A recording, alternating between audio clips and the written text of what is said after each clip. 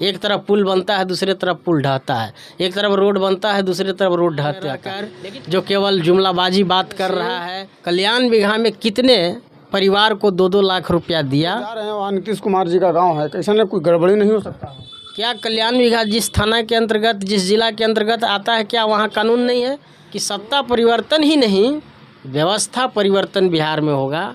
नमस्कार, आप लोग देख रहे हैं अरवल दस्तक, मैं मुन्ना भारद्वाज। इस वक्त हमारी मौजूदगी अरवल में है और देख सकते हैं अरवल जो है एडवोकेट हैं और जन सुराज पार्टी का प्रदेश कमेटी सदस्य हैं। इनसे हम बात करेंगे कि इनका जो पार्टी है क्या एजेंडा लेकर के आया है, किस मुद्दे पर ये लोग चुनाव लड़ने के लिए आए हैं। सबसे पहले सर स्वागत है आपको हमारे चैनल पर। मैं इस चैनल के माध्यम से सभी लोग को अपनी ओर से बिहार प्रदेशवासियों को मैं हार्दिक अभिनंदन करता हूँ, नमस्कार करता हूँ।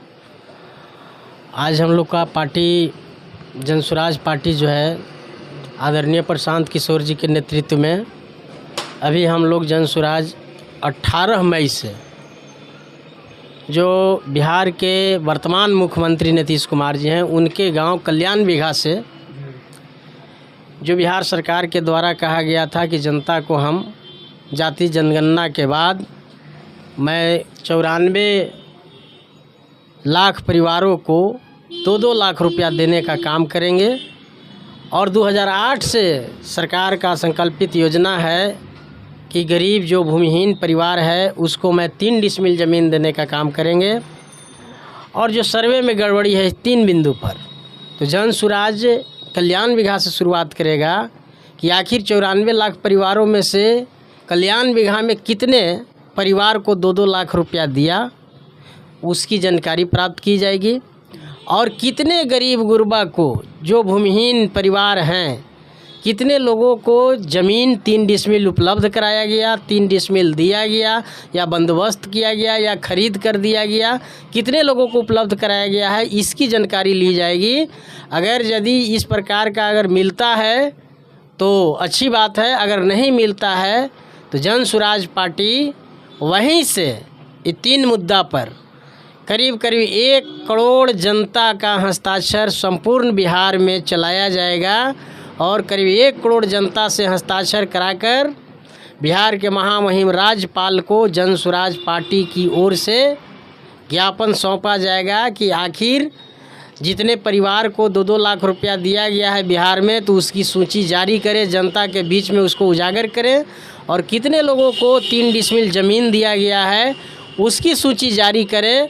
अगर जिसकी ज़मीन दिया गया है तो कितने लोगों को दखल कब्ज़ा दिलाया गया है, कितने लोगों को उस ज़मीन पर जाकर घर बनाया गया है या उसको उसके दखल कब्ज़ा में दिया गया है, उसकी सूची जारी करें।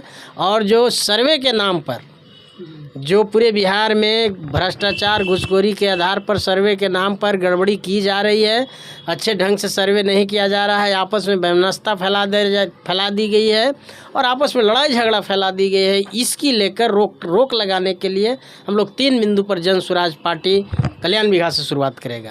कल्याण बिघा आप लोग जा रहे हैं, वहाँ नीतीश कुमार जी का गाँव है, कैसे कोई गड़बड़ी नहीं हो सकता? देखिए, हमारा देश लोकतांत्रिक देश है और हमारा देश एक संविधान में बनाए हुए कानून के आधार पर चलता है। तो क्या कानून कल्याण बिघा में काम नहीं करता होगा? क्या कल्याण बिघा जिस थाना के अंतर्गत, जिस जिला के अंतर्गत आता है, क्या वहाँ कानून नहीं है? तो सभी के लिए कानून बराबर होता है और कहीं कोई गड़बड़ी नहीं। अगर की जाएगी या करने का कोई चेष्टा करेगा या करने का कोई भड़काने का काम करेगा तो कानून सबके लिए है। कानून तो सबके लिए बराबर है, लेकिन फिर भी अगर कहीं गांव है तो थोड़ा कुछ नहीं होने वाला। जनता खुलकर पूरे बिहार का आशीर्वाद दे रहा है जन सुराज को और जनता को जन सुराज पर विश्वास है और कहीं नहीं, जनता ही लोकतंत्र के मालिक है और जनता भरपूर पर वहाँ सहयोग करेंगे। और सर, आप जो हैं अरवल ज़िला से, आपका विधायक का कैंडिडेट शायद आप ही आने वाले हैं। ऐसा कोई बात नहीं है, यह अभी कहीं डिसीजन नहीं है जन सुराज में और जन सुराज में ऐसा कोई बात नहीं है। जन सुराज का कैंडिडेट बहुत सर्वे और बहुत टीम के द्वारा जांच के बाद जो अच्छे होंगे उनको मिलेगा, यह नहीं है कि यह किसी को क्लियर कर दिया गया है, इसे एकदम नहीं माना जा सकता है। नहीं। अच्छा सर, नहीं, कुछ लोग जो बोला जा रहा था, सर ये बताइए कि क्या नीतीश कुमार पिछले कई वर्षों से मुख्यमंत्री हैं, लगातार 20 साल से, तो क्या लग रहा है उनको हरा करके प्रशांत किशोर जी का सरकार बनाना देखिए, आदरणीय प्रशांत किशोर जी को हराने की बात या नीतीश जी को हराने की बात यह हम और आप व्यक्तिगत तौर पर नहीं कर सकते हैं। यहाँ की जनता मालिक है। जनता ने देख रहा है कि कौन हमको 20 साल से लूटा, कौन हमको वोट लेकर धोखा दिया, कौन हमको वोट लेकर हमारी बच्चा और बच्चों को भविष्य को ख़त्म करने का काम किया। कौन ऐसा व्यक्ति है जो 20 साल से सरकार में रहकर जो केवल जुमलाबाजी बात कर रहा है, एक भी डिसमिल ज़मीन नहीं दिया, गरीबों को कहीं भी सहयोग नहीं किया। जब चुनाव आता है तो इंदिरा आवास का सर्वे कराता है और सभी प्रकार का, अगर जैसे चुनाव समाप्त हो जाता है तो सरकारी दफ्तरों में चाहे जाति आवासीय बनाना हो, चाहे आय प्रमाण पत्र बनाना हो, चाहे इंदिरा आवास लेना हो, चाहे कन्या विवाह के नाम पर आपको दखल खारिज के नाम पर बड़े पैमाने पर घूसखोरी बढ़ जाता है और पैसा गरीबों को लूटा जा रहा है। तो जनता डिसीजन लेगी। जनता लोकतंत्र के मालिक है। जनता ने डिसीजन देगा कि हम किसको बैठाने का काम करेंगे। आज जन सुराज गरीबों के हित में खड़ा है और रहेगा। ये बताइए कि आज़ादी के 76 वर्ष हो गए, कितना सरकार आया, कितना सरकार गया, लेकिन अभी भी जाकर देखिए जहाँ दलित के बस्ती रहेगा वहाँ पर घर ठीक से नहीं रहता।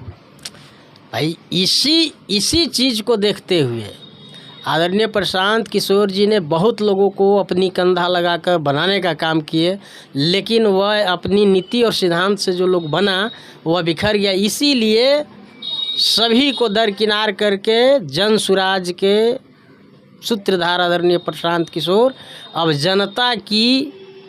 जनता को कंधा लगाने चले हैं कि जो जनता की समस्या है वह इतनी लंबी समयों से लोग सरकार में रहा, लेकिन जनता का समस्या का निदान नहीं किया। एक तरफ पुल बनता है, दूसरे तरफ पुल ढहता है, एक तरफ रोड बनता है, दूसरे तरफ रोड ढहते आता है। लेकिन प्रशांत किशोर जी ने एक ऐसा फैक्ट्री खोलने जा रहे हैं जो गरीब गुरबा का बेटा पढ़कर डॉक्टर, इंजीनियर और बहुत से अच्छे पदों पर जाएगा, जो बेहतर शिक्षा मिलेगा और यहाँ का जो प्लान जो दूसरे राज्य में जा रहा है उसको रोकने का काम करेंगे। प्रशांत किशोर जी का अगर सरकार बनता है तो गरीबों के हित में सरकार बनेगा या गरीबों के लिए अच्छा काम होगा? प्रशांत किशोर जी का सरकार बनता भाई एजेंडा ही है जन सुराज का। जन सुराज पार्टी और उनके सूत्रधार आदरणीय प्रशांत जी का सोच ही है कि सत्ता परिवर्तन ही नहीं, व्यवस्था परिवर्तन बिहार में होगा। जो कमियां हैं उसको सुदृढ़ करके पूर्ण किया जाएगा। आदरणीय प्रशांत किशोर जी का एक भी क्लिप निकाल के दिखा लीजिए। उन्होंने यह नहीं कहा कि प्रशांत किशोर की सरकार बनेगा, जन सुराज की सरकार बनेगा। जन सुराज का ही मतलब है जन माने जनता और सुराज माने अच्छा राज। जनता का अच्छा राज, जनता का सुंदर राज। या अगर सरकार जन सुराज, अगर जनता की आशीर्वाद से अगर जन सुराज सत्ता में आती है तो वह जन सुराज की सत्ता नहीं होगा, वह जनता का सत्ता है, जनता का सुंदर राज है। जैसे देख सकते हैं हमारे साथ हैं एडवोकेट हैं, वकील हैं, रंजय जी हैं और इन्होंने अपना बात जो है रखे हैं। इनका बात से आप लोग क्या समझते हैं और कितना सहमत है, कमेंट करके ज़रूर बताइएगा। जय हिंद।